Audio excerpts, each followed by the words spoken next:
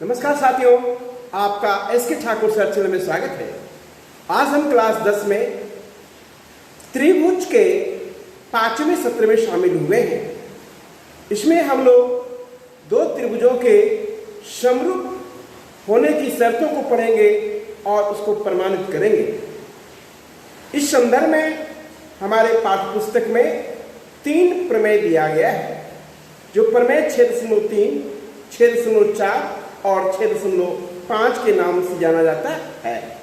प्रमेय 6.3 है, यदि दो त्रिभुजों में संगत कोण समान हो तो उनकी संगत भुजाएं एक ही अनुपात में होती हैं और इसलिए त्रिभुज समरूप होते हैं। यानी ये समरूप होने की एक शर्त है। साथियों, दो समान कोणिक त्रिभुज समरूप होते हैं। अगर दो त्रिभुज समान कोणिक है तो उनकी भुजाएं एक ही अनुपात में होगी और वे त्रिभुज समरूप होंगे।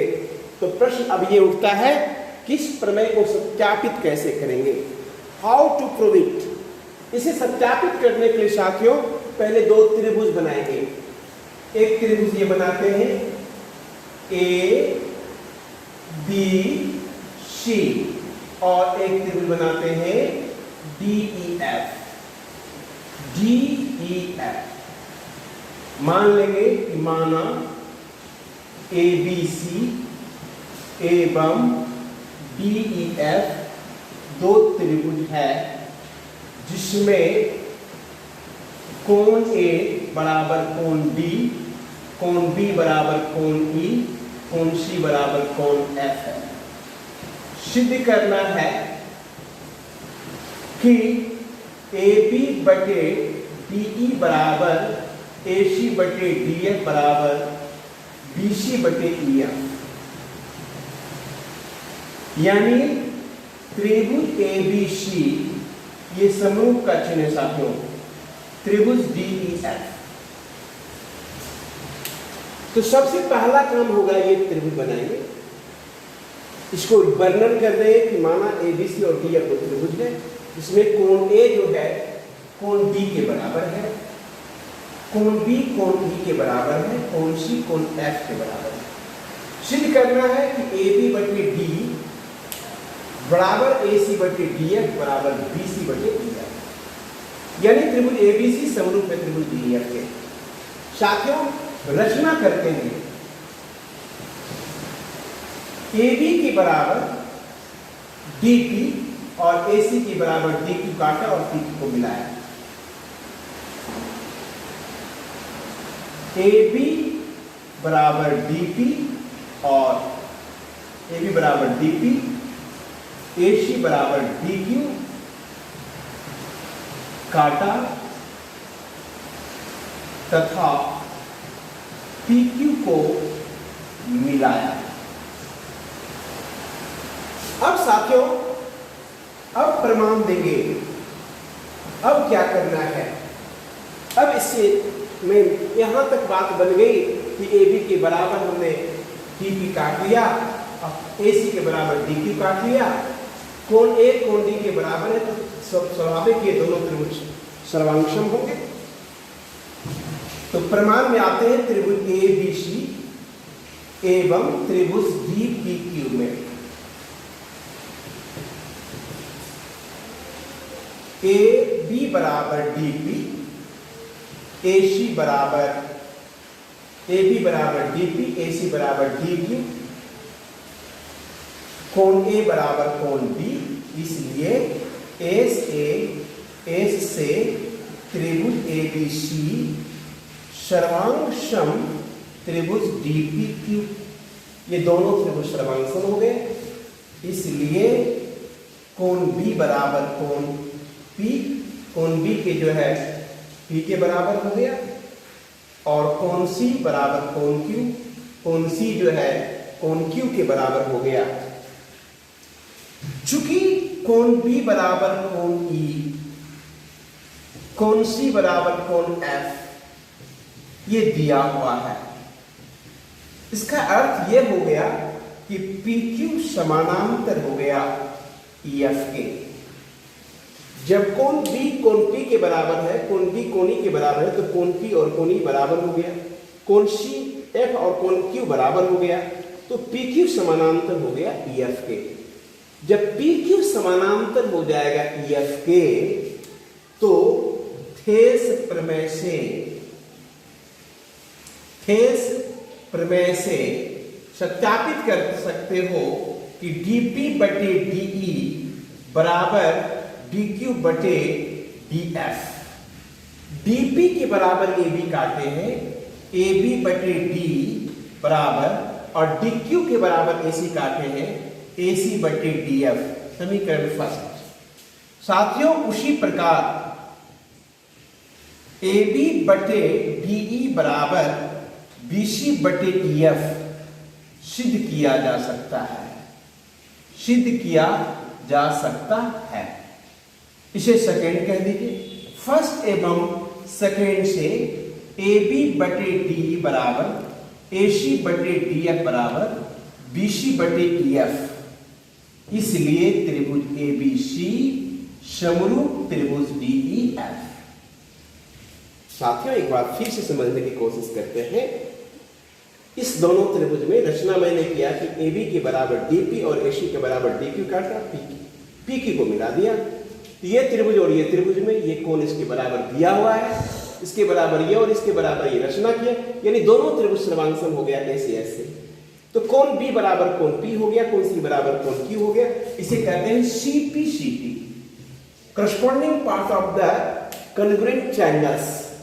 इसलिए कोण B कोण E के बराबर हो गया, कोण C आपके बराबर ये दिया हुआ है। इसका मतलब है कि कोण P कोण E के बराबर हो गया, और ये संगत कोण है। संगत कोण जब बराबर होते हैं तो PQ समानांतर EF होंगे, और जब PQ EF के समानांतर हो गए तो थेस प्रमेय से DP बटे DE और DQ बटे DF सत्यापित कर सकते हो। ऐसे नॉर्मली लिखते हैं DP बटे P, लेकिन एक जोड़ने के बाद हम DP बटे PE लिख सकते हो, DP बटे DE लिख सकते हो, और DQ बटे DF लिख सकते हो। इसे भी सत्यापित आप पहले कर चुके हो, यहां इस्तेमाल कर सकते हो। ये समीकरण हो गया फर्स्ट। DP को हटा करके AB लिख दिए और DQ को हटा करके AC लिख दिए, जो रचना मैंने किया था। उसी प्रकार अगर हम AB बटे D और BC बटे EF साबित कर सकते हैं साथ ही, जैसे इसको सत्यापित किया वैसे इसको सत्यापित कर सकते हैं। फर्स्ट और सेकेंड से AB बटे D बराबर AC बटे DF बराबर BC बटे EF। इस प्रकार ये दोनों त्रिभुज क्या हो गए, समरूप हो गए साथियों। अब प्रमेय 6.4 देखेंगे। प्रमेय 6.3 का विलोम है प्रमेय 6.4। प्रमेय 6.3 को हम ए प्रमेय भी कहते हैं। प्रमेय 6.4 को हम कहेंगे एस। इसमें दो त्रिभुज की संगत भुजाएं एक ही अनुपात में है, तो उनके संगत कोण समान होंगे और ये त्रिभुज समरूप होते हैं। ये आपको सत्यापित करना है कि ये दोनों दो त्रिभुज है। मान लेते हैं ABC और D या दो त्रिभुज है, जिसमें AB बटे D बराबर AC बटे DF बराबर BC बटे EF आपको दिया हुआ है। सिद्ध करना है कोण A D के बराबर है, कोण B कोण E के बराबर है, कोण C कोण F के बराबर है, यानी त्रिभुज ABC समरूप है त्रिभुज DEF के। साथियों रचना करते हैं कि AB के बराबर DP काट देते हैं और AC के बराबर DQ काट देते हैं तथा PQ को मिला देते हैं। जो रचना हम लोगों ने पिछले प्रमेय में किया था वही रचना इसमें भी करना है। प्रमाण त्रिभुज ABC और त्रिभुज DPQ को देखिए।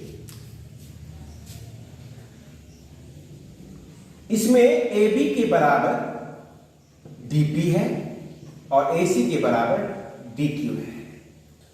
हमें दिया है AB बटे D बराबर AC बटे DF, ये दिया है। तो AB की जगह पर DP है तो DP बटे D बराबर, और AC की जगह पर DQ है तो DQ बटे DF लिख सकते हैं। और ऐसा अगर होगा तो DE PQ समानांतर हो जाएगा EF के थेस प्रमेय से। थेस प्रमेय के अनुप्रयोग से PQ EF के समानांतर हो जाएगा साथियों। PQ EF के समानांतर हो जाएगा तो तो क्या हो जाएगा, कोण P बराबर कोण E हो जाएगा, कोण P बराबर कोण E, कोण Q बराबर कोण F। तो त्रिभुज BPQ एवं त्रिभुज DEF में ये दोनों त्रिभुज समानुकोणिक हो गए, इसकी भुजाएं एक ही अनुपात में होगी, यानी BP बटे DE बराबर DQ बटे DF बराबर PQ बटे EF, PQ बटे EF। और DP जो है बराबर है AB के, तो AB बटे DE बराबर, और DQ बराबर है AC के, AC बटे DF बराबर PQ बटे EF। चूंकि AB बटे D बराबर AC बटे DF बराबर BC बटे EF, ये दिया है, ये दिया हुआ साथियों, तो दोनों को देखिए शब्द बराबर है, तो इस दोनों से साबित होता है कि PQ BC के बराबर होगा, इसलिए PQ बराबर हो जाएगा BC। जब PQ BC के बराबर हो गया तो त्रिभुज ABC सर्वांग सम हो जाएंगे त्रिभुज DEF के, सर्वांग सम हो जाएंगे, क्योंकि ये इसके बराबर है, ये इसके बराबर और ये इसके बराबर ही हो गया, सर्वांग सम हो गया।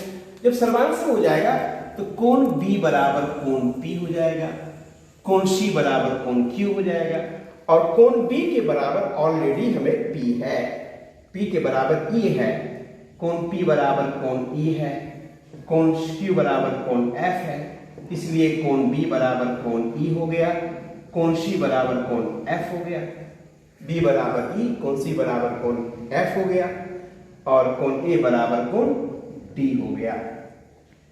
इसलिए त्रिभुज ABC समरूप हो गया त्रिभुज DEF के। साथियों एक बार फिर से देखते हैं, इस दोनों त्रिभुज में ये AB बराबर DP, AC बराबर DQ ऐसा रचना किया था, AB बटे D बराबर AC बटे DF ये मुझे दिया हुआ है, AB की जगह DP बटे DP लिख दिया और AC की जगह पर DQ लिखा, तो ये थेल्स प्रमेय के विलोम से, थेल्स प्रमेय से ही ये जो PQ समानांतर हो जाएगा EF के, थेल्स प्रमेय के विलोम से ही होगा साथियों, क्योंकि भुजाएं एक अनुपात में दिया है, तो भुजाएं ये अनुपात यदि दिया हुआ तो ये समानांतर होगी, ये थेल्स प्रमेय के विलोम से, विलोम से जब हो जाएगा PQ समानांतर EF, तो कोण P बराबर कोण E, कोण Q बराबर कोण F हो जाएगा, ये संगत कोण है। अब त्रिभुज DPQ और DEF में DP बटे DE, DQ बटे DF और PQ बटे EF हमेशा लिख सकते हैं, है ना, यानी दोनों त्रिभुज ये क्या है, समरूप त्रिभुज हो गया, कोण समानुकोणिक हो गया, तो त्रिभुज DPQ यहां ऐसे लिख दें, एवं की जगह पर ये समरूप हो गया त्रिभुज DEF, समरूप हो गया तो भुजाएं एक ही अनुपात में होगी, भुजाएं एक ही अनुपात में होगी, तो DP AB के बराबर है, DQ AC के बराबर है, PQ रहने दिए। अब ये और हमें दिया हुआ AB बटे D बराबर AC बटे D बराबर BC बटे EF, दोनों को तुलना करते हैं तो देखते हैं कि PQ BC के बराबर होना चाहिए। PQ BC के बराबर हो गया, त्रिभुज ABC और DEF दोनों सर्वांग सम हो गए, तो कोण B बराबर कोण P, कोण C बराबर कोण Q हो गया। कोण P कोण E के बराबर ऑलरेडी हम लोग सिद्ध कर चुके हैं, कोण Q कोण F के बराबर सिद्ध कर चुके हैं, इसका मतलब कोण B कोण E के बराबर हो गया, कोण C कोण F के बराबर हो गया, कोण A कोण D के बराबर हो गया, यानी दोनों त्रिभुज समरूप हो गए। साथियों त्रिभुज में दो कोण जब बराबर होते हैं तो तीसरे कोण अपने आप बराबर हो जाता है, इसलिए कोण A बराबर कोण D हुआ, दोनों त्रिभुज समरूप हो गए। प्रमेय 6.5, इस प्रमेय को SAS प्रमेय भी कहते हैं, साइड एंगल साइड, यानी दो त्रिभुज होगा जिसमें दो भुजाएं एक ही अनुपात में होगी और उनके बीच का कोण बराबर होगा, तो ये दोनों त्रिभुज समरूप होते हैं। साथियों समरूप करने के लिए दो त्रिभुज बनाते हैं ABC और DEF, इसमें AB बटे DE बराबर AC बटे DF तथा कोण A बराबर कोण D दिया हुआ है, सिद्ध करना है त्रिभुज ABC DF के समरूप है, यानी कोण P बराबर कोण E और कोण C बराबर कोण F है। रचना से ए बी के बराबर डी पी और ए सी के बराबर डी क्यू काटा और पी क्यू को मिलाया। जो रचना हम लोगों ने प्रमेय 6.3 में किया, 6.4 में किया, वही रचना 6.5 में भी कर रहे हैं साथियों।